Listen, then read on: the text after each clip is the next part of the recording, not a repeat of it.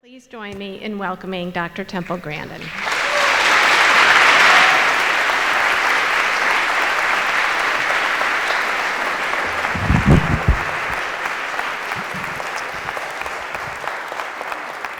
Well, it's really good to be here. Lots of things to talk about today. And today I'm a professor of animal science at Colorado State University.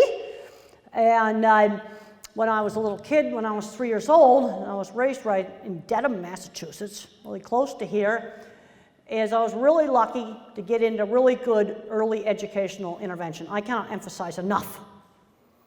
You got a child 3 years old and they're not talking, you got to start working with them right now. Now, I always get asked, sort of what my sense of identity is. And for me, it's my livestock work. I am what I do. I'm really happy that I'm in a job that I like doing. It gives me a sense of purpose. Okay, let's look at some other people that probably are on the spectrum. I just read a biography of Thomas Edison. He memorized every street. He asked constant questions. He was a hyperactive high school dropout who was labeled addled by his teachers. What would happen to him in today's educational system? I'm getting really worried that a lot of kids are getting labels and are getting screened out. And one of the big problems we got today is addiction to video games. And they're not having good outcomes. We'll get into that a little bit later. How about little Albert right here? No speech until age 3. He'd be put on the autism spectrum today. Okay, just don't get hung up on the labels.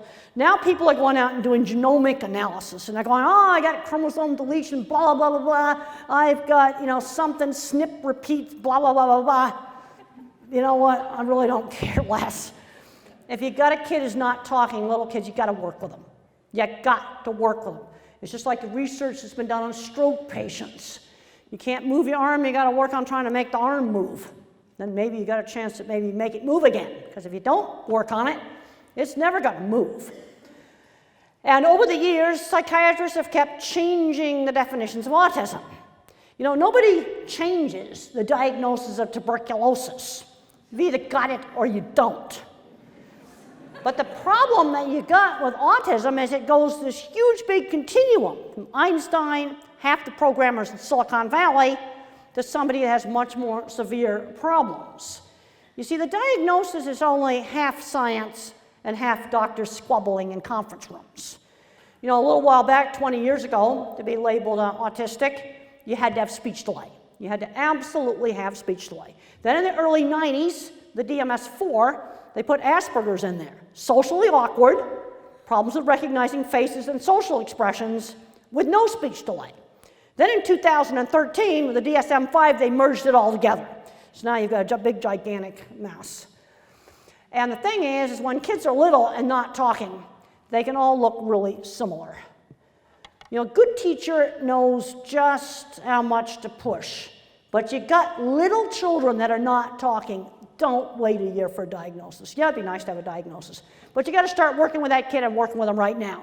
I do a lot of talks in really low-income communities, and the one place where they've got a good support group is their church. I said, get some grandmothers to work with the kid now, because the worst thing you can do is park them in front of the TV all day, or the video games. Fortunately, when I was a little kid, the neurologist at the Boston Children's Hospital recommended to my mother that I go to a little speech therapy school that 2 teachers ran out of their basement, and they had a lot of ABA type of stuff was done with me. Got to start working with them. You gotta teach these kids, no matter what the labels are, how to take turns, how to wait and take turns. That was taught to me with board games. When they get older, well, the psychologists will call that executive function. But they've got to learn that waiting and taking turns. So if you're doing something with a phone, okay, I'm only going to allow a phone, if it's physically passed around, the physical phone, whatever thing you got on it, it's got to be passed around to really teach the turn taking. Now, in the 50s, they used to just call us 50s upbringing. That was a New England upbringing where kids were taught manners. Well, I put a more modern name on it, teachable moments. So when a social mistake gets made, instead of screaming, no, stop it, you give the child the instruction. So if I stir my drink with my finger, mother would say, use the spoon. I would get the instruction. Okay. In the store and I'm touching too much merchandise, the clerks would say, only touch the things you're going to buy. Grown-ups corrected little kids. And one of the big problems I'm seeing right now is I'm not seeing kids learning enough just the social manners. My generation now was taught in a much more structured way. When I was like 8 years old, 7 years old, I was party hostess at my mother's parties. Had to learn how to shake hands. You got to stretch these kids. You got to stretch them just outside their comfort zone. I'm seeing too many kids getting overprotected. One kid I saw about 3 weeks ago, 13-year-old boy, my generation, geeks and nerds, fully verbal, and he had never gone into a store, bought something, and paid for it and gotten the change in the receipt at the check stand. I was shopping by the time I was 7. I'm seeing some situations where, some of the parents just can't let go. But you got to stretch. Sudden surprises are bad. You've got to give kids, get them out trying new things. Give them some choices. And you always got to give the kid opportunities to use language. Always give them opportunity to use language. Parents and teachers have got to get away from talking for their kid. Limit the video games. In our family, TV was limited to 1 hour a day on weekdays, 2 hours a day on weekends, and the shows had to be approved by mother. Yes, Lassie was definitely on the approved list. Some other things definitely were not. But a big problem I'm seeing today is I'm seeing too many recluses in the room. That was absolutely not allowed. Now, sometimes you need to have some time just to calm down. I can remember when I was in my 20s, super stressed, working on my job with the Arizona Fire and Enrichment magazine, and I would come back home at about 4 or 5 o'clock and I'd watch Star Trek for an hour. This was before there was any time shifting in TV shows, and that helps you to calm down. Okay, provide choices. You can say to the kid, well, you can do karate or you can do Cub Scouts. You can do robotics or soccer or theater or band, debate club or Star Trek club. Give them some choices. But sitting in your room all day, not going to be one of them. And let's get involved in activities that involve interaction with other people outside the home. And in the 50s, we spent a lot of time outside playing all around, building tree houses, flying kites, doing all sorts of things like that. And I had friends who shared interests. That's where I had friends. And in high school, when I was bullied and teased in high school, it was just awful. Large girls' high school did not work for me. The only places I had friends was shared interests, like model rockets, riding horses, and electronics. Now, sensory issues can be a big problem. And we would go to Martha's Vineyard in the summer. I hated this ferry boats. We went on the Islander out of Woods Hole. Hated that horrible boat. Hated it. And the reason why I hated it, and I dreaded going on it, because it had a super loud horn. And I can remember being up on the deck, and it beeps the horn as it comes in. I just screamed and threw myself on the deck. So they let me go downstairs and stay in the cabin down below.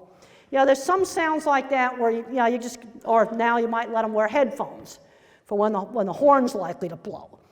But then, if you let them wear headphones, you want to encourage them, well, don't wear them all the time, because if you wear them all the time, they're going to get more sensitive. You can put it on right when the ferry's going to get ready to blow the horn, but don't wear them for the middle of the ride when they don't blow the horn.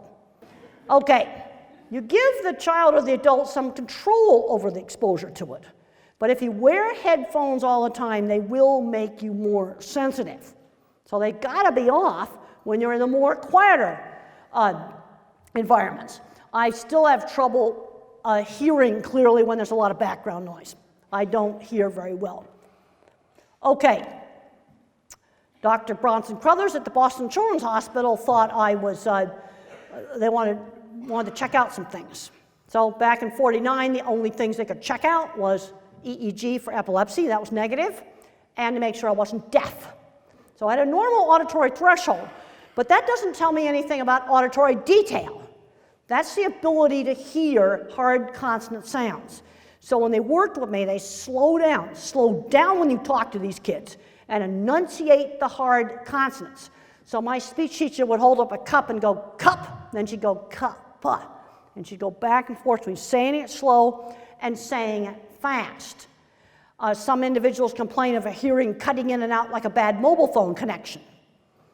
And when the grown-ups talked fast, it went into gibberish. Slow down when you talk to these kids.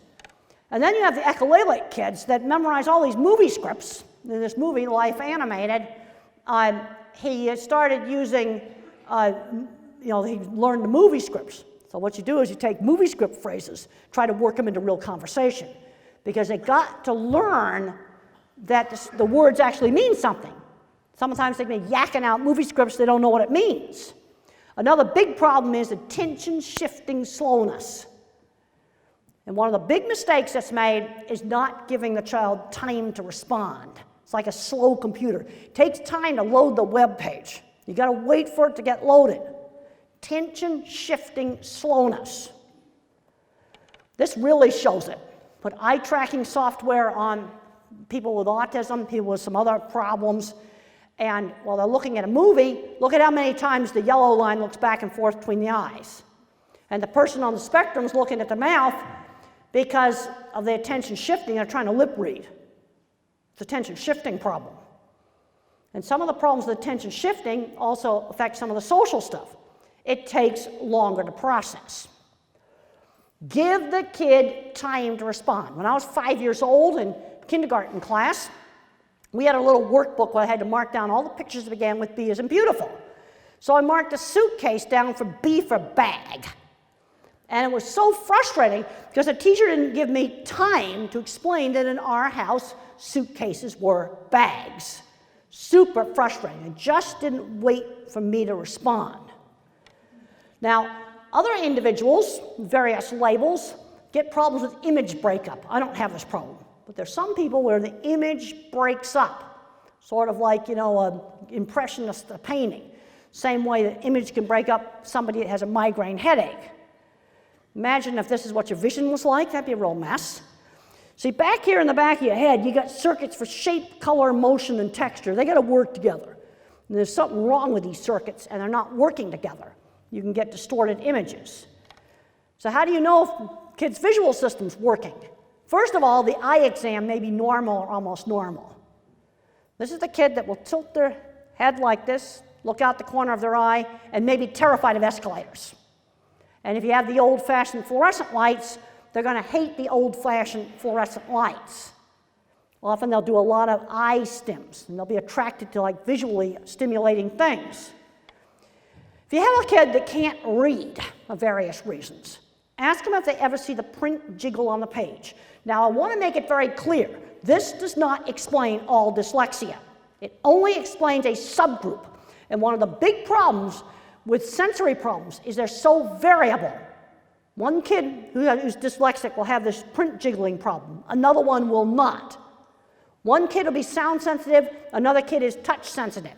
It's going to be very, very variable.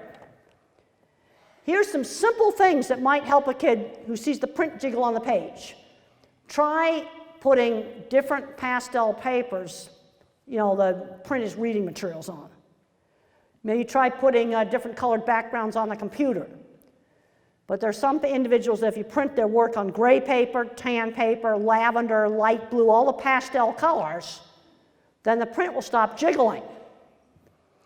Now somebody may say to me, well, you don't have evidence-based for that. Well, the way I look at evidence-based is something's cheap, it's not dangerous, it only takes a few minutes to try it, like colored paper, I'm going to go ahead and try it. If it's dangerous, very expensive, or it's going to take me 3 solid weeks of work to try it, then I've got to have much higher evidence-based. And there's way too many powerful drugs given out to little kids, way, way too much. But sometimes some very simple interventions can help with the visual problems. Some individuals' sensory issues are so bad that they have to constantly take frequent breaks to let their nervous system calm down. This is the problem with sensory sensory problems, and studying them scientifically is difficult because you can't just use an autism diagnosis to assign subjects to treatments. You got to figure out, does this kid have a visual problem, sound sensitivity, touch sensitivity, food sensitivity? What is his particular problem? Then you can start to study sensory. And I get asked all the time, what would be my #1 area of research? It's sensory. Because how can you be social if you're not able to tolerate environments where you're just sensorily bombarded and you can't tolerate the noise? Now, there's an interesting paper you can find online. It's called Environmental Enrichment is an Effective Treatment for Autism. You look that up, type that entire title into Google, you'll probably find the free copy of the paper. And it's a way to desensitize the sensory system. It's really simple. Uses simple household things. You stimulate 2 senses at the same time. It's an adjunct to speech therapy, or ABA. It's an adjunct. It's something you do twice a day for 15 minutes. One of the senses is always smell or touch. So you might smell cinnamon and touch carpet. Okay, that's right here. You've got, okay, sofa cushions, you got cushions, and then you got smooth floor. That's 2 different types of things. Uses simple economical things. Always keep changing, novelty. Always change. Pair of stimuli that you stimulate. 2 senses, with smell or touch being one of them. Novelty. And you can look up the whole paper, and this is an evidence-based method, done with the proper evidence-based scientific methods. Environmental enrichment is an effective treatment for autism. Type that entire title into Google. Okay, there are some individuals that remain nonverbal that describe very severe sensory issues, sensory scrambling, and, Tito describes living in a world that is completely sensory scrambled, especially vision being essentially scrambled. And I really like his book, How Can I Talk If My Lips Don't Move? You can pick that up on Amazon. Now, milder forms of autism are like just a personality variant. A brain can be more social, or a brain can be more cognitive or thinking. There's a big variation. That's why I got music mixing board. A lot of personality stuff, it's like different slots on the music mixing board. You can be more anxious or less anxious. You can be more sad or less sad. There's a whole lot of variation. And a brain can be more thinking, or a brain can be more social emotional. At what point does that deserve a label? There's no black and white dividing line between mild autism and geeks and nerds. Doesn't exist. But what I have found is the language-based thinkers get too hung up on the labels. We got to be looking a lot more at what somebody can do. See, when you hear a word, you see a word, you speak a word, or you think about a word, different parts of the brain turn on. And where you get problems in developmental disorders is in the circuits that integrate these different brain departments. It's the inter-office communications of the brain where you have problems. That's where you get the problems. There's my head. And that's what's called the connectome. And you can see that there's little tiny fibers there at the base of it. Those little fibers are single axons, single nerve tails. And these neuron tails form cable bundles to make the inter-office communications. That's where the abnormalities are at. And I think the connectome is really pretty when it's just by itself. All right, this is a circuit for speak what you see. It's a circuit that goes from the language area to the visual cortex, like from here to here. And that's mine. I got a lot of extra branches on this. Now, at what point are extra branches abnormal? If you went out and you scanned 100 people, you're going to find a lot of variation in the amount of branches. And these branches probably explain why I'm a visual thinker. Everything I think about is in a picture. Give me a key word, I get very, very specific pictures. Now, I paid a price for that. If you count the number of fibers on the circuit for speak what I see, I got less fibers. That probably explains the speech delay. Now, do you have to run out and do all these scans? No, you don't. Unfortunately, none of these scans are available commercially. I think part of the problem is that you've got the squabbling between neurology and psychiatry. But what showed up clinically, speech delay, was reflected in the scans. You know, everything that showed up clinically is shown up in the scans, you know, including my problems with face recognition. That showed up there too. Auditory, speak what you hear. I am not an auditory learner. It's not how I learn. You know, different people are different. Now this is a picture a 9-year-old drew in perspective. And when I was in 3rd grade, that's when my ability in art became apparent. Build up on the thing the kid is good at. There's too much emphasis on deficit and not enough emphasis on building up the kid's area of strength. And I would have just done endless horse heads over and over again, but I was encouraged to do lots of different kinds of art. Take that thing they're fixated on and broaden it. Like I like to draw horse heads. Well, I was encouraged to draw lots of other things besides horse heads. If the child likes dinosaurs, well, let's learn about some of the plants that grew at the same time.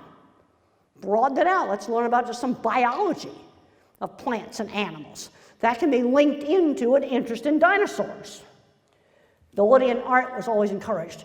A kid with a label usually has uneven skills. Might be good at math, bad at reading, good at art, terrible at algebra. And I'm seeing problems where you might have a 3rd or 4th grader who's really good at math, and they're making him do the same baby math, and he gets completely bored and turns into a behavior problem. Give him some more difficult math. Take the math and build that up. He's probably going to need some help with reading. This is a picture a young man sent to me to show how he thinks in pictures. It's literally movies in his head. That is how I think. It's been an interesting journey for me to learn how my thinking is different. I used to think everyone was a visual thinker. No, turned out it's not the case. Being a visual thinker helped me in my work designing cattle facilities. And one of the things that really motivated me in a lot of my work was I wanted to prove to people I wasn't stupid. That was a very big motivator for me in my 20s. And today, half the cattle in this country are handled in handling facilities I designed, like the company Cargill. I designed the front end of all their beef plants in North America. Kind of proud of that. And there is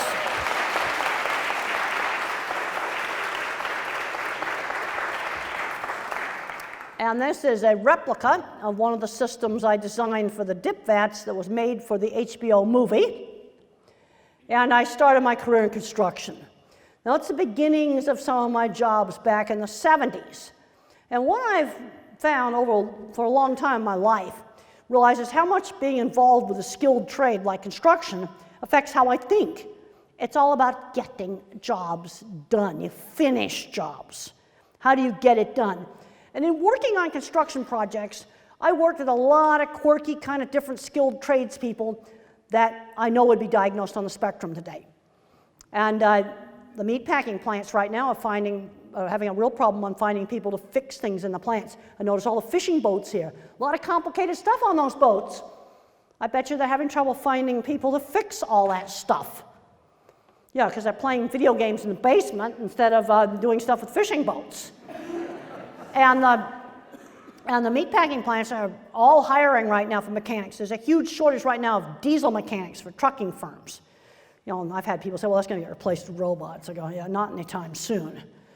They're going to replace the highfalutin specialist doctor with an artificial intelligence program before they replace diesel mechanics. Okay, this is one of my drawings. So when you're a weird geek, how do you sell yourself? How did I sell clients? I would show them a portfolio of work. You put together a portfolio, a 30-second wow. And I started selling one little project at a time. It started out sign painting, then gradually built up into building cattle facilities. The other thing is when the door opens, you got to have the guts to walk through the door. And when I did the first dip vat project, Gary Oden of the McElhaney Cattle Company came up to me and asked me if I would design this dip vat. I said, give me 3 weeks. Got to remember, pre-internet, I didn't have all the knowledge I needed, and I had a lot of knowledge on concrete stuff I had to find out. There's another picture of it. Now, when I really started to realize that my thinking was different, when I started interviewing people about how they think. And I asked a speech therapist one time, think about a church steeple, how does it come into your mind? And I was shocked to find out that she got this vague, pointy thing. I don't get a vague, pointy thing. I just see specific ones, and I start naming them off. That's how I think. I thought everybody thought the same way I did. I've since learned that that's just not the case. People think differently. And I see these individual specific churches kind of flash into my mind like a series of Google for image pictures. I can totally relate to how search engines work. They work exactly like how my mind works. Okay, there's a childhood one. There's some in Fort Collins where I live. The famous ones, you can start putting them in categories. So I get a better church steeple concept as I get more and more church steeple examples put in my mind. Then I can sort them into New England type, and cathedral type, maybe a famous category. It's bottom-up thinking. Concepts are formed with specific examples. Top-down, education is very much in the top-down, very much into educational fads, but bottom-up, the more steeples I get out and I see, then I can start to put them into categories. That also is going to help on flexibility of thinking. Yes, I do have a big circuit in my brain for visual thinking. There's another picture of it right there. All right, this shows you, see if the arrow's show on there, good. Right here, this is the rect left parietal area, totally ruined the algebra department. And I'm getting very, very concerned that all this hang up on algebra is screening out a lot of visual thinkers. I talked to a provost of a community college last week, and she told me that she couldn't pass, for graduation some really good students because they couldn't do algebra. Well, why not let them do geometry or do statistics? I'm not suggesting getting out of math. So how did I manage to get through college? Because in '67, when I went to Franklin Pierce, the national fad at the time was finite math, which is probability, matrices, and statistics. Okay, one of the big problems that a lot of people on the spectrum have is they have a really lousy working memory. And so you have a task, like let's say doing the Starbucks coffee machine, it might have several different steps. Give them a pilot's checklist. Step 1, step 2, step 3. Don't want to write a book about it. Just a little phrase to jog the memory. A pilot's checklist for anything that requires multiple steps. I basically don't have working memory. I got tons and tons and tons of long-term memory. But working memory is really bad. And that's one of the reasons why I have trouble with algebra. Here's one of my really important slides. I'm a photorealistic visual thinker, can't do algebra. Another kind of mind is the pattern thinker. This is a music and math mind. And they are different kinds of minds. And in my book, The Autistic Brain, which is in the bookstore that's in the next room, and I'll be there afterwards, there's scientific evidence that the different kinds of minds actually do exist. There's scientific evidence to show there are the art thinker, the visual thinker, and the mathematical thinker. So take a product like the iPhone. Steve Jobs was an artist. An artist made the interface. The engineers had to make it work. So when you swipe it and you do this, it would actually work. That's the two different kinds of minds working together. And I'm getting worried that a lot of brilliant visual thinkers are getting screened out. And in some of my other talks, I've talked about the Fukushima nuclear power plant accident. That was a visual thinking mistake so basic, I couldn't believe they made it. I can't design a nuclear reactor, that's up to the engineers and the mathematicians. But I wouldn't put the super important emergency cooling pump and the generators that are going to run it in a non-waterproof basement. And what I've learned is the mathematician didn't see the water filling up the basement. Duh, if it's electric, it doesn't run underwater, it's that simple. Simple, watertight doors, it would not have happened. That's a visual thinking mistake. And when I was young, I used to say that was due to stupidity. No, it's not. The engineering mind doesn't see it. And then you get the guy who's the verbal facts thinker. These are the ones that love history. They'll know every verbal fact about their favorite stuff. And then most so-called normal people are mixtures of the different kinds of minds. Okay, teaching, they always fight over what method to use. You know what, what's important when you work in construction is I want the kid to learn how to read. And right now they're building a new chemistry building and a new biology building on our campus. And one building has a steel frame, and the other building has a concrete frame. And they're now closing them in.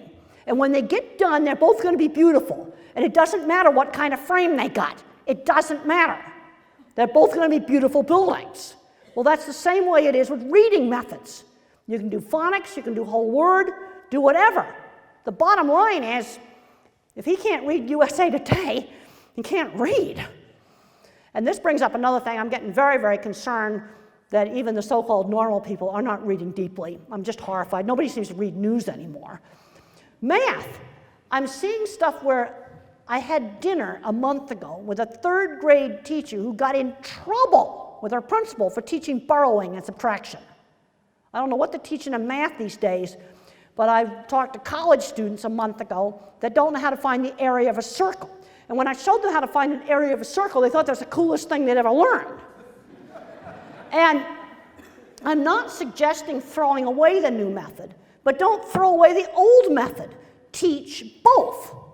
It's just like the concrete frame and the steel frame. They both get the job done.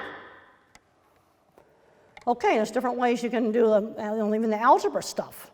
Use different methods. What's important is the outcome. Now, I think a toilet paper frame for building, that would not be acceptable. Yes, there are some methods that are not going to work, and that would be one of them.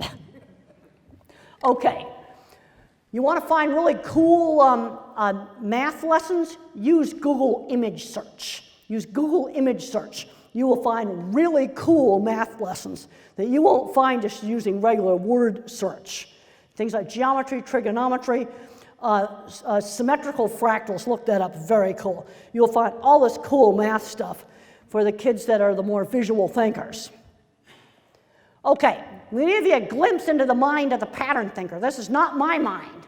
This praying mantis is extreme origami. He's made out of a single sheet of folded paper, no cutting, no tape. And what you see in the background, that's the folding pattern. That's not my mind. That's the mind of the pattern thinker. There's some other really cool origami things. And that's me out on my aunt's ranch when I was in high school, cutting a board that I used to make the magic gate that was shown in the movie. I actually built that gate. When I went off to the Hampshire Country School, I learned horseback riding, horse barn management, roofing, and carpentry work for the first 3 years. Didn't do any studying. But I think Mr. Patey realized I was learning how to work. And then Mr. Carlock, my wonderful science teacher, came along in the final year and got me interested in studying to become a scientist. And then I would have to study some subjects I was not interested in, like English literature. And then I took the English literature course, and we studied books like Moby Dick, and I was just fascinated. Okay, what's this all about? So how did I understand the Lord's Prayer, the power and the glory? This is a picture of a rainbow with an electric tower at the base of it. That's the power and the glory. You see no picture, no thought. Here's a super important slide. Specific examples create concepts. It's bottom up, not top down. All concepts are learned by taking specific examples and putting them into categories. So when I was a little kid, I'd sort dogs from cats by size. And then our neighbors got a dachshund. She was the same size as a cat. So I had to find sensory-based features that a dachshund shared with dogs: barking, the smell, and the shape of the nose. That's bottom-up thinking. You take specific examples and you put them into categories. And this is a picture a young man sent to me to show how he's sorting cats and dogs into file folders or boxes in his brain. Play games with categories. We did a lot of that game, 20 questions in the 50s. You can have red objects. You can have red objects that are rectangular. You see, that's two different categories. Hats can be worn for work or play.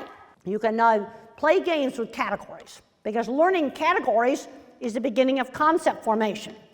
And when I was in high school, the bullies called me tape recorder. That's what tape recorders looked back in the 50s. And I couldn't understand why I was called tape recorder. Well, I always used the same phrases. This is why you got to get these kids out and get them exposed to a whole lot of stuff. So then they'll develop, and they have more web pages in their mind, and they're going to be less and less and less like a tape recorder. Sort of imagine like filling up the internet with web pages. I can remember when the internet first started, it didn't have much on it.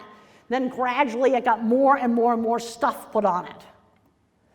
Teach number concept. They got to learn that, the kids got to learn that numbers can apply to 2 people, 2 pencils, 2 paper clips, 2 chairs, 2 cars, both large and small objects. Addition and subtraction, use cooking, use woodworking, use all those kind of hands-on things to teach math concepts. I think one of the worst things the schools have done is taken out all the hands-on stuff. Yep, they can learn math, English, and sports.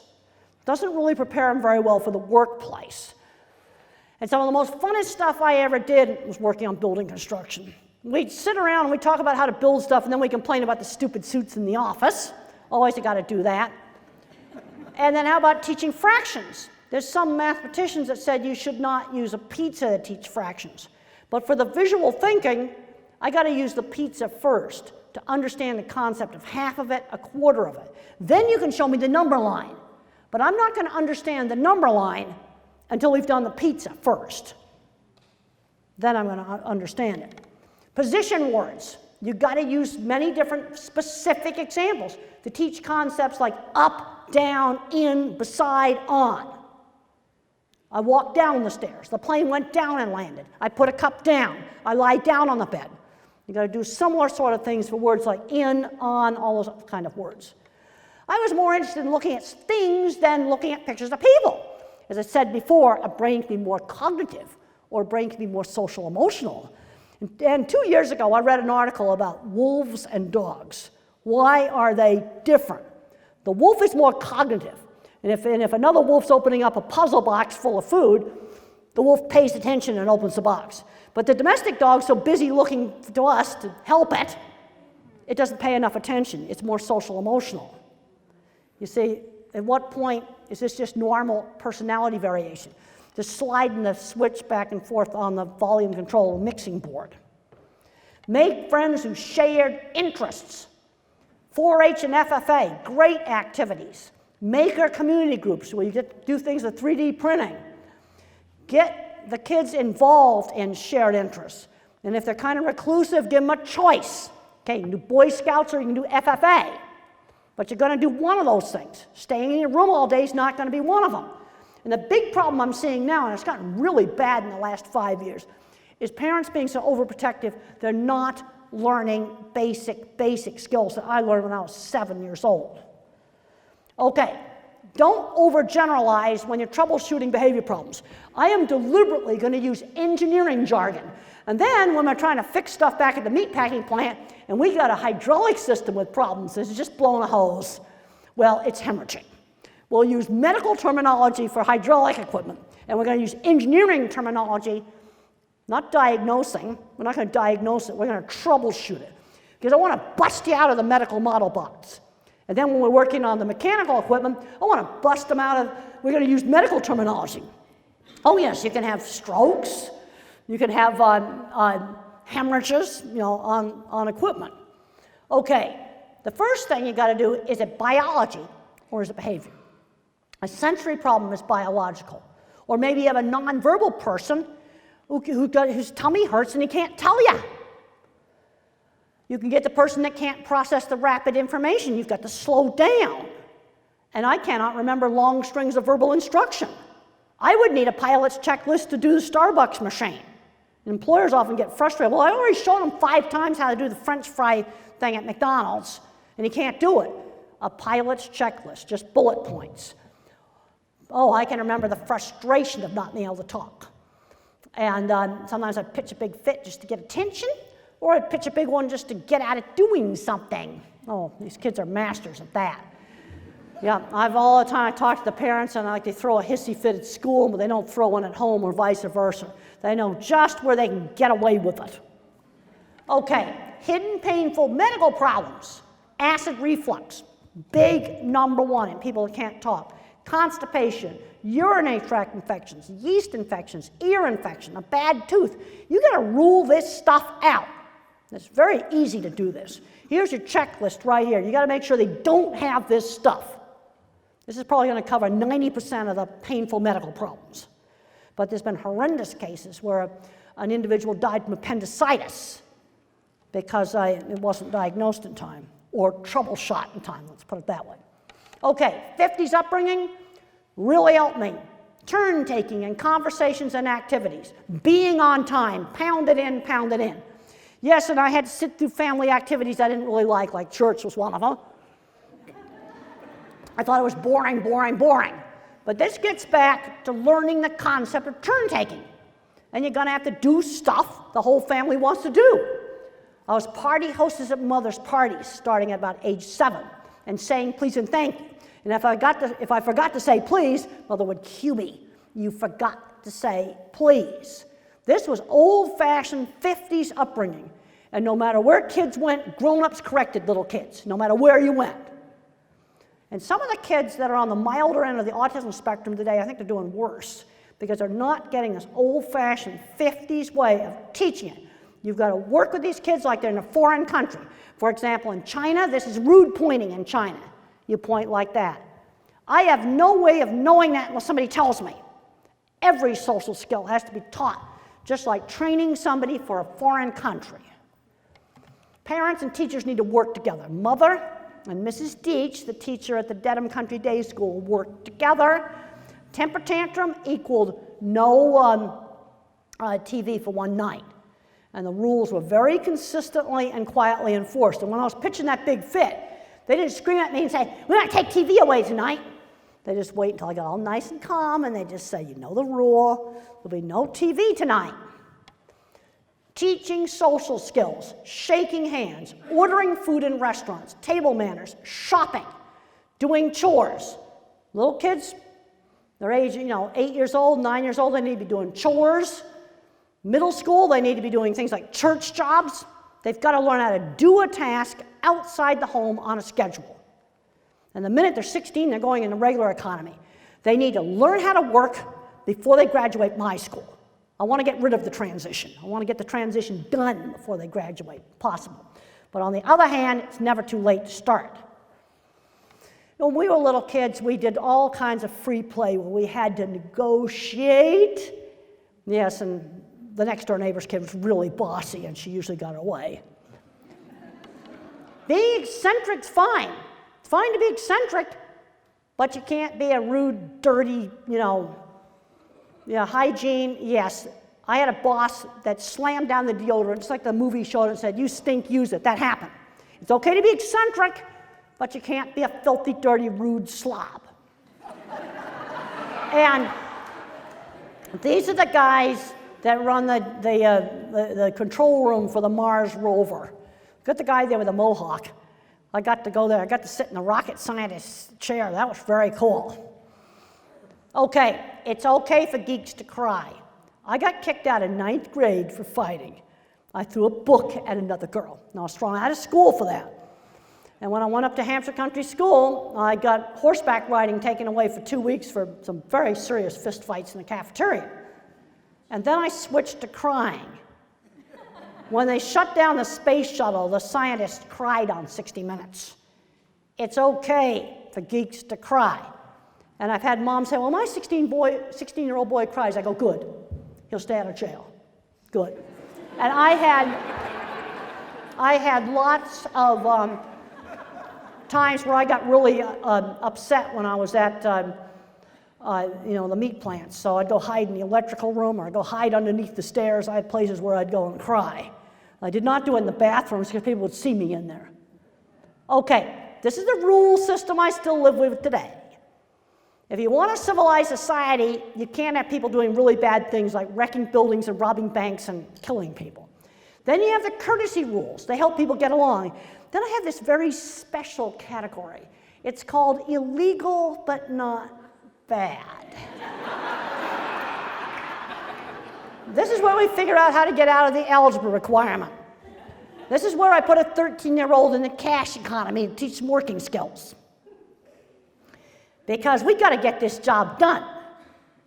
And I want a lot of work skills training before they get to be 16. And if you belong to church, they need a church job, and they need it real bad, starting at around age 11. Age 8 can do ushers, a little bit older. How about chairs, helping with food? It's on a schedule outside the home. How about walking dogs for the neighbors? On a schedule, maybe helping an old lady buy her groceries. Then you have the sins of the system. Boy, you don't touch these dogs. Like in this country, you are allowed to criticize the government. In another country, you'll be thrown in jail if you criticize the government. And these dogs are so dangerous, some of them I won't even want to give specific examples. But the thing about them is they're very society specific. Here we're allowed to criticize the government, somewhere else you're not. And since this is being videotaped, somebody in one of those other countries might see this, so you don't mess with these dogs, they bite. But they are different in each society, and they can sometimes get you into more trouble than maybe getting drunk and killing somebody on the highway. They're not logical, and they're very specific to a particular society. When I got into puberty, I started having horrible, horrible panic attacks. I found using my squeezing machine, that helped reduce the panic attacks. Another thing that helped me was lots of exercise. Too many couch potatoes, not getting enough exercise. Well, I learned on another brain scan experiment that my fear center was 3 times larger than normal.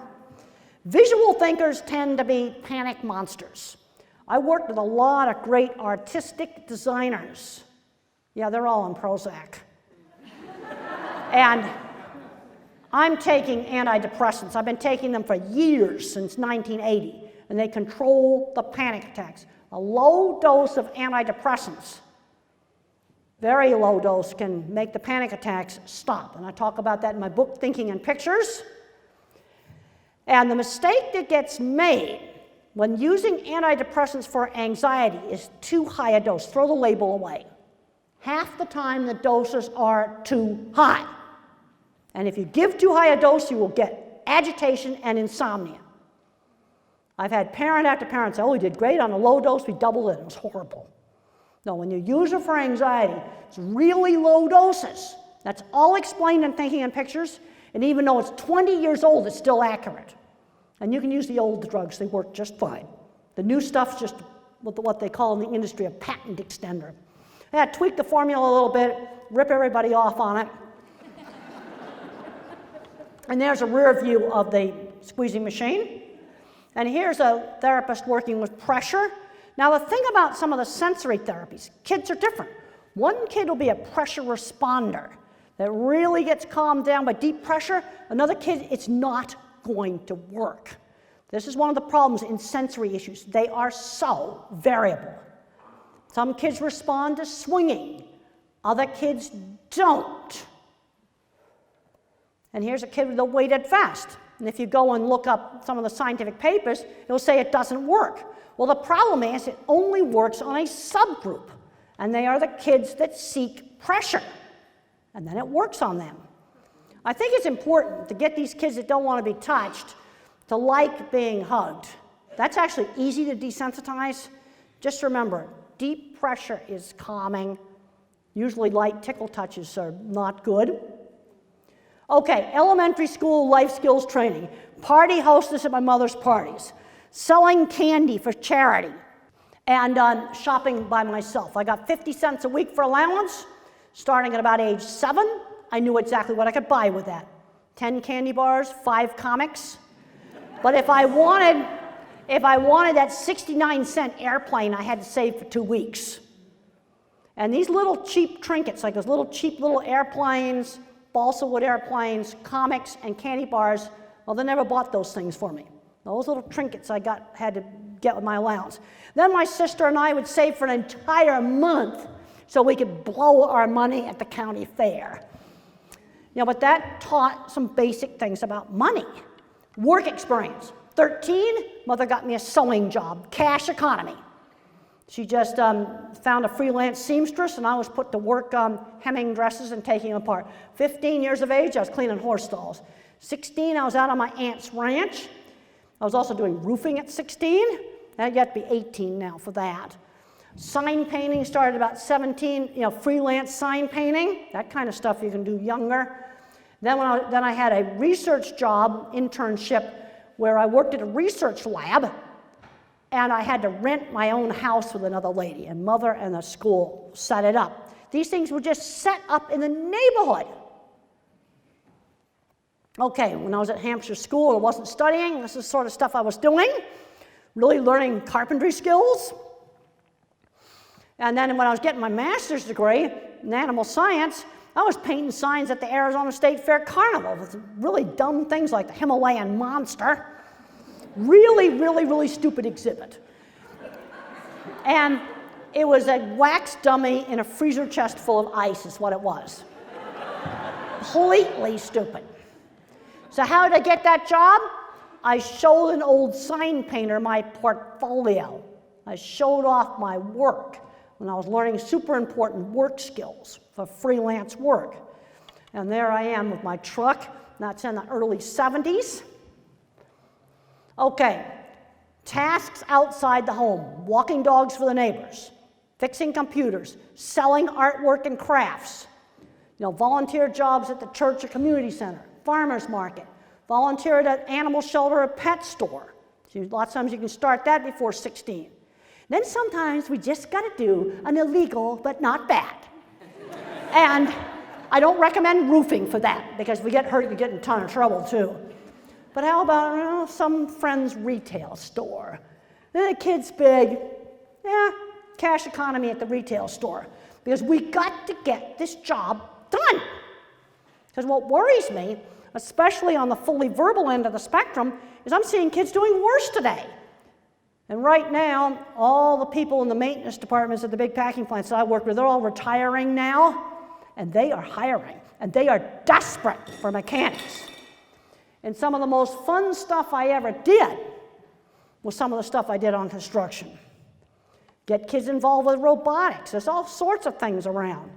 Always got to show my drawings off. And there's my brochure for my business. See, back in the early 70s, 4-color printing cost a fortune, so I had to make a really nice 2-color printing thing. What you want to do in a portfolio is a 30-second wow. And you know what? US mail is still sometimes the best thing to use. Nobody wants to open strange attachments now. And there's one of my designs in SketchUp, which is a free drawing program. There's all kinds of stuff that's free online if you just look. I just read the other day that something like 60% of all internet searches are done on phones. Well, if you want to do serious surfing, you don't do it on a phone. You got to do it on something where you can actually read it once you get it up. There's all kinds of stuff, and we have all these resources out there, and people don't look it up. I was really good in the paper library, and that went right over to the library, online library. Yes, I look things up on phones, but if I have to do serious reading online, I'm not going to do it on a phone. You just sit down at the regular computer on a decent internet connection. Free college classes, there's lots of them. Khan Academy, it's got the right price, it's free. There's all kinds of stuff out there if you just look for it. There's a lot of rubbish on the internet, but there's also a lot of really good stuff. And I got interested in optical illusion rooms because I was exposed to it in a science film. Put business and science magazines in the school library. I think one of the big problems that educators have is they don't know anything about business. How about some fun magazines in the library like Business Week or some Wired or Fortune? These magazines are really getting fun. They're a great combination of silly and serious. One of the silly articles was a review of gourmet dog foods paired with fine wines.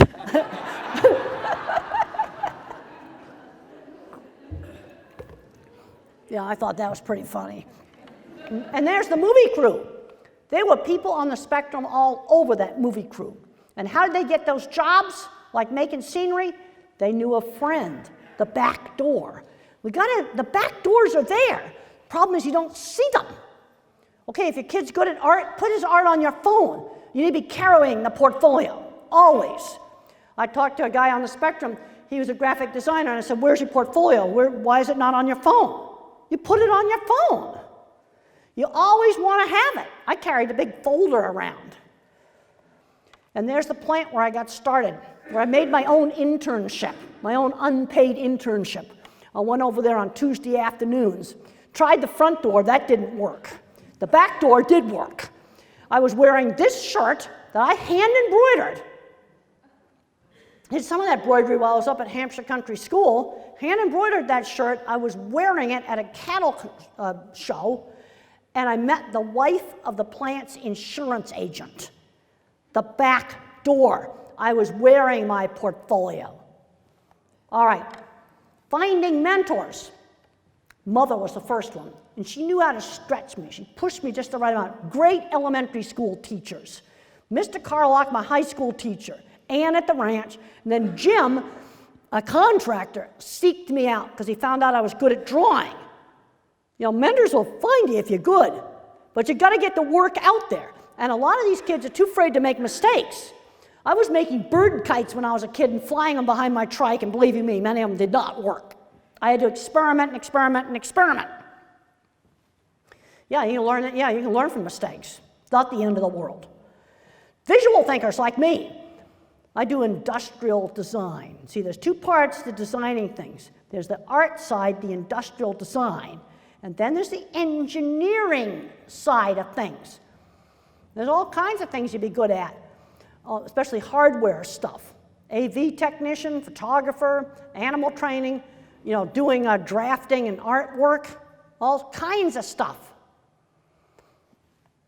Okay, the mathematicians are going to be the engineers, and the physicists, and the computer programmers, but they need our visual thinkers so we don't make mistakes. I've always said the self-driving car, it better have a mechanical off switch, because when I need to disconnect Hal, okay, now I'm dating myself, it's 2001, The Space Odyssey, and when I got to turn Hal off, I better be able to turn him off.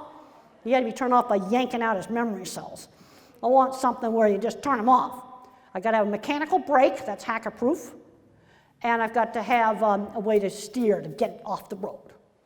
Got to have that, because I can see the problems. They're coming up with all these new ways to do all this kind of hacking. I mean, it's just absolutely horrible. Verbal thinkers. A lot of these guys will be super good at specialized retail. Get really knowledgeable of a product. There's one autistic guy, and he's loving his job at the auto parts store. He's memorized every single part, and he doesn't need the computer.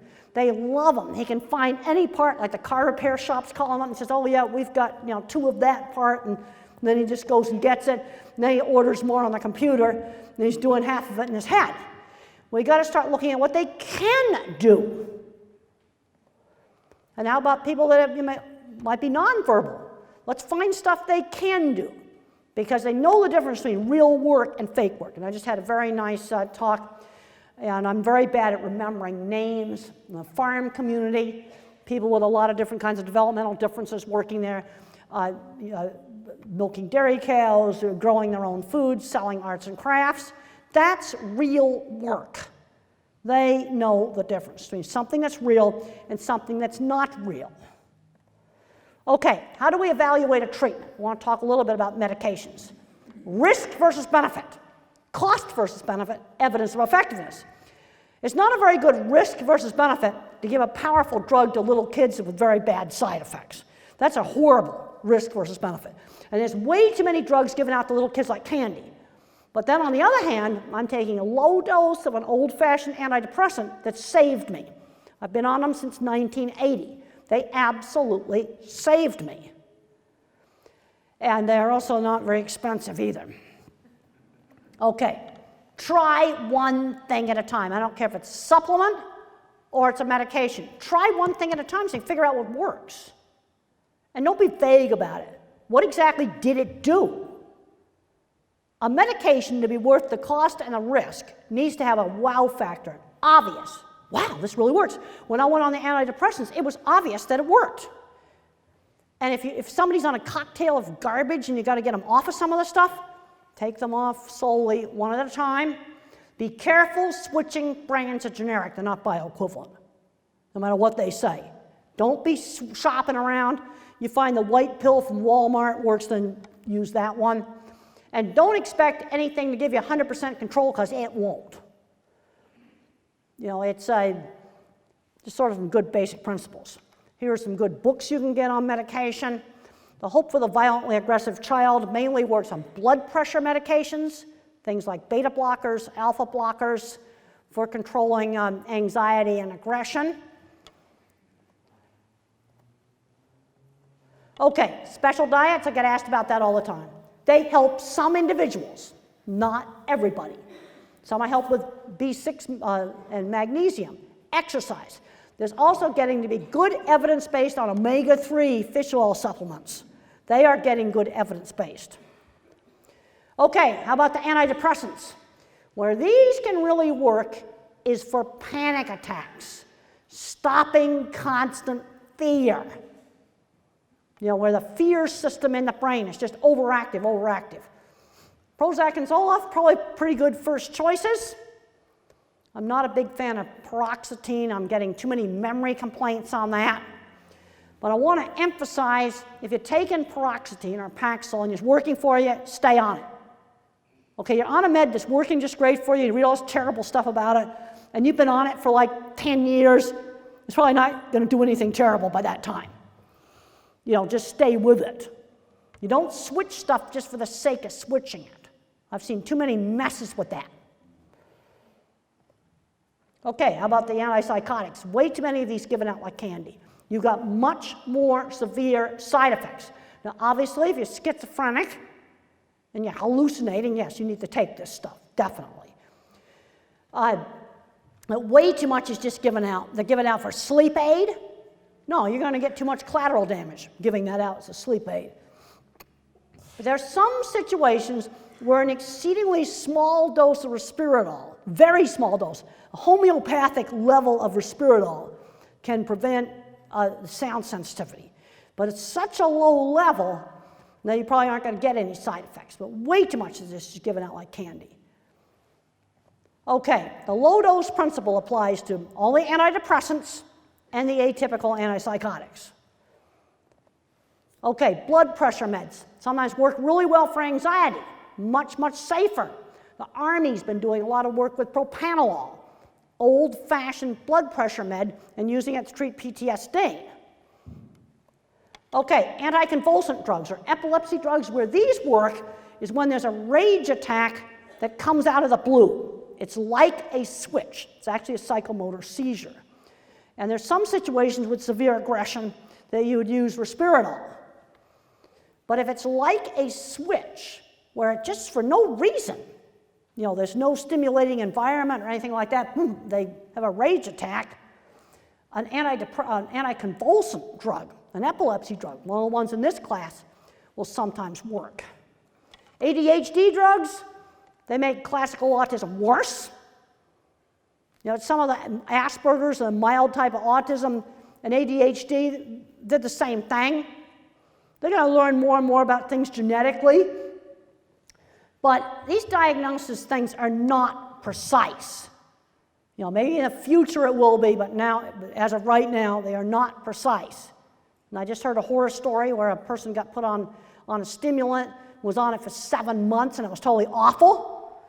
These medications, if they're going to be awful, you'll know, like in 2 days, then you just get rid of it if it's awful. Look up all your interactions. Everything interacts. You don't want to be taking more stuff than what you absolutely need, and that applies to over-the-counter stuff, prescription stuff, and natural stuff. You want to take the minimum amount of stuff that controls your conditions, basically, when you get right down to it. Everything interacts, and you've got to be careful with St. John's wort because it makes important drugs that you really need, like anti-rejection drugs, not work. Okay, typical family history. My grandfather on my mother's side is the co-inventor of the autopilot for airplanes. Anxiety and depression, both sides of the family. Visual thinking on my mother's side. You see, you take a little bit of the autism trait, you can get some advantages. Too much of the trait, you get a lot of problems. The genetics is complicated. It's not simple genetics. Okay, like black hair coat in cattle is dominant. Same thing in dogs. So I take a black Angus, I breed it to a red and white Hereford, I get a black coat with a white head. It's called a black baldy. I'll get that every time. It's not simple like that. It's little snips. You know how the double helix has got the rungs of the ladder? Okay, take one of those little rungs, you just reverse it. They're called SNPs, single nucleotide polymorphisms. They're just reversals of one little rung on the ladder. You might have 300 different combinations of SNPs that make a lot of these complex traits. It's not simple. That's the reason why when you breed two kinds of dogs together. Now, I remember asking this question to my biology teacher when I was at Franklin Pierce. I said, Mr. Burns, you take a Springer Spaniel and you breed it to a Border Collie. Okay, we get a black coat on it. But you get a dog that looks like what you expect half and half to look like. You see, that's SNPs. And of course, back then, I couldn't see how you could explain that with Mendelian genetics. Well, it turned out I was right about that. You can't explain it with Mendelian genetics. This is a book about famous people that probably were on the Asperger's, musicians and scientists. Well, I think right now, what we're going to do right now is we're going to just open it up for questions.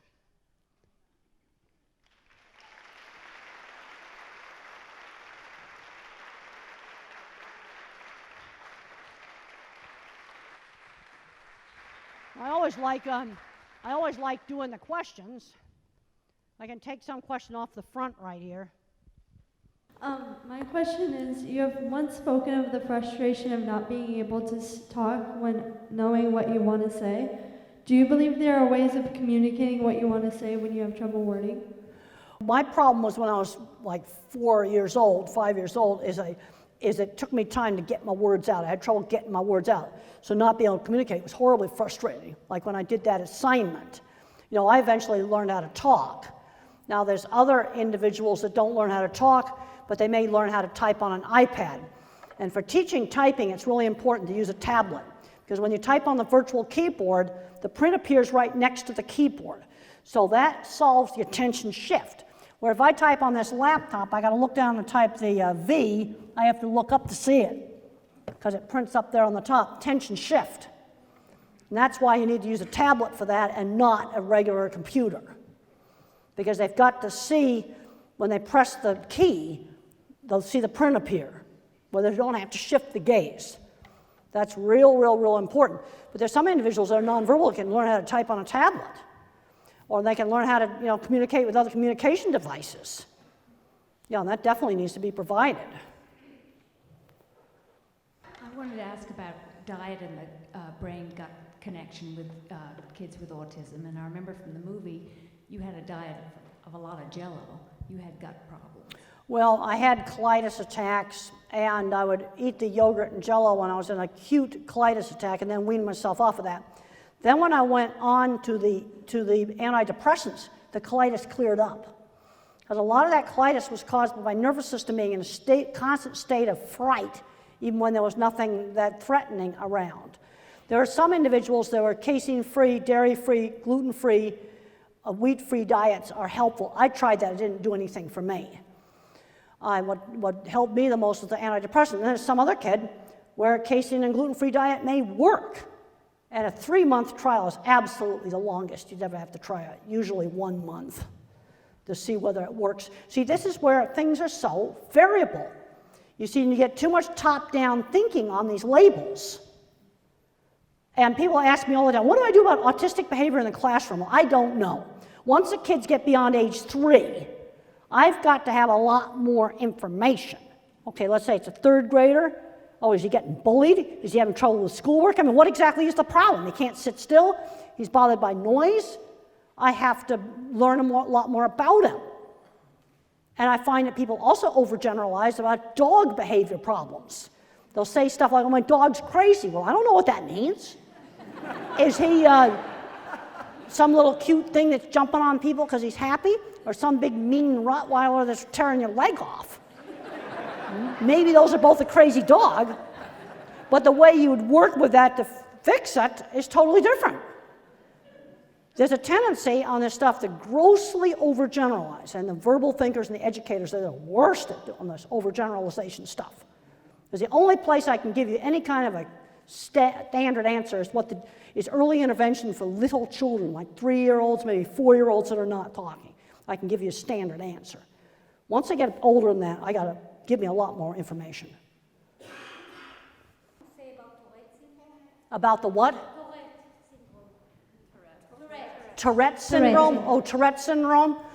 I know quite a few people that I know have it. I've worked with professionally, and they do a lot of blinking.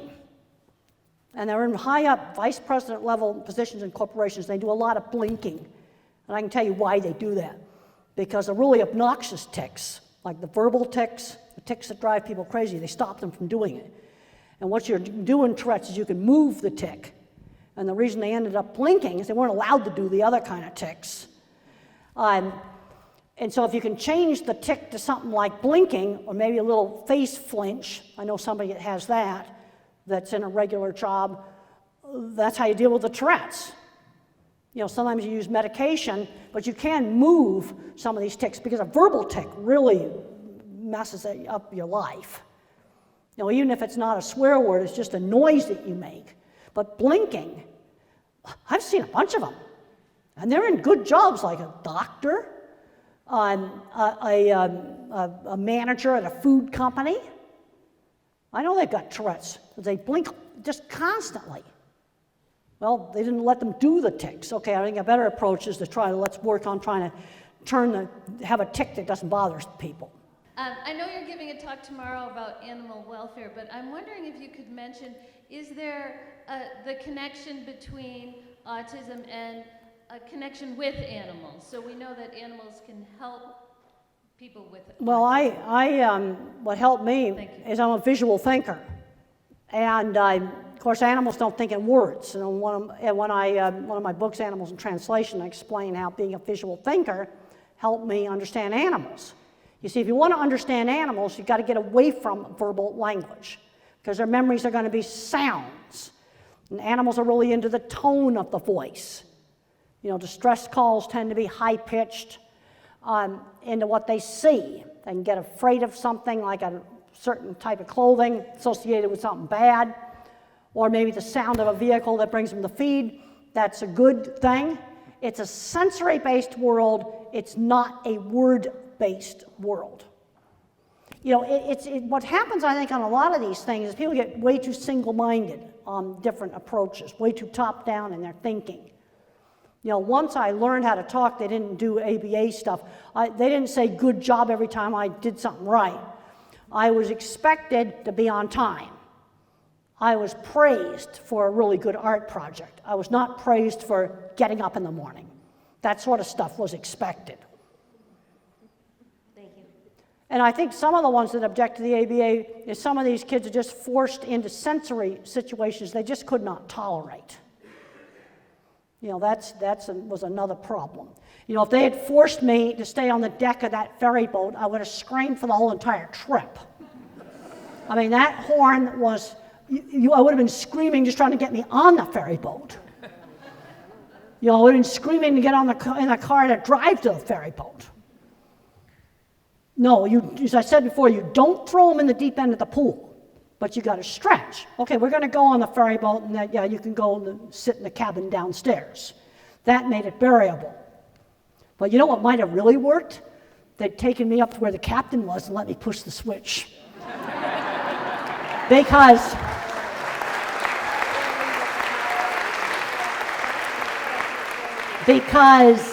the sound that the kid initiates is often better tolerated. I just wanted to know your take on self-stimulatory behavior with young children, and your thoughts on that. Is that impairing their learning? Well, so there's the different reasons why they stim. Correct. You know, one is to calm down. Yep. And there are some kids that are going to need actually stimming breaks to calm down. There's other kids, it's all like some loud noise, and they just start flapping. It's all sort of a reaction to a loud sound. I was allowed to stim for an hour after lunch.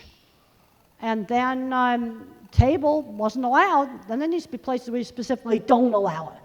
But depending upon the state of the nervous system, there are some kids that need to do a little bit of repetitive behavior to calm themselves down.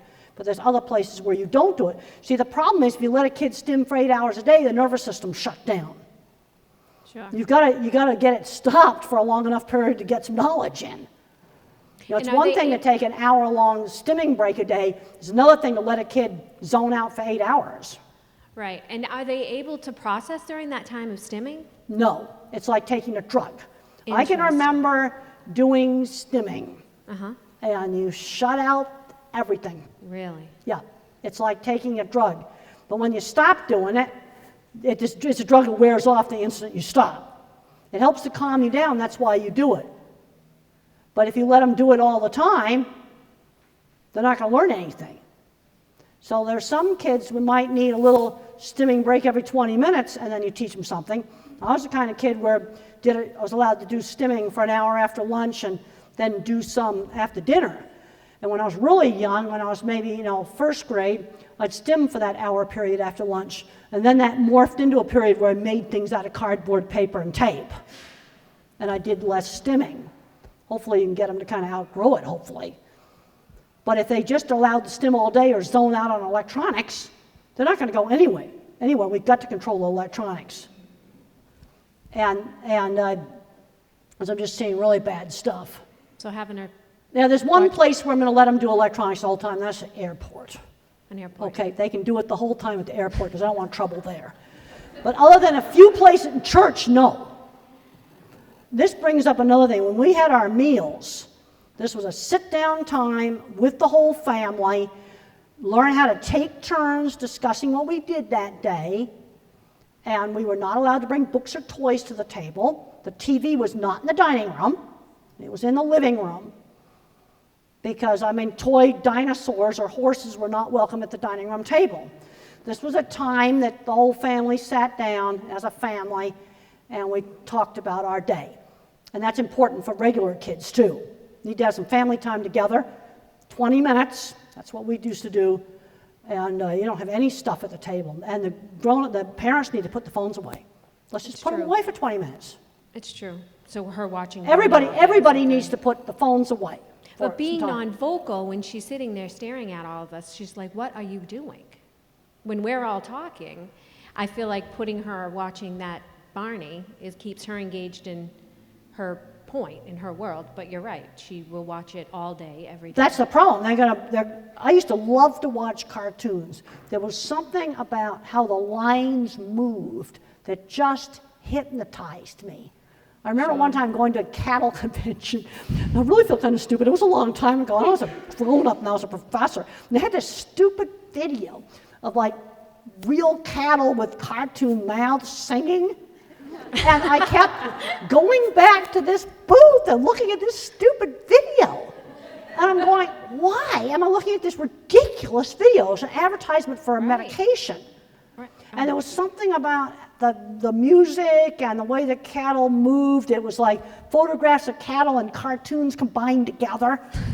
And there was something that I feel really stupid. I went around to that booth 8 times around that trade show, and I watched that. But the problem is, if you let a kid do that for 8 hours a day, they're not going to learn anything. It's okay to do a little bit of that to calm down. All right. Okay, well, I think we're going to end it there. Thank you all for coming. And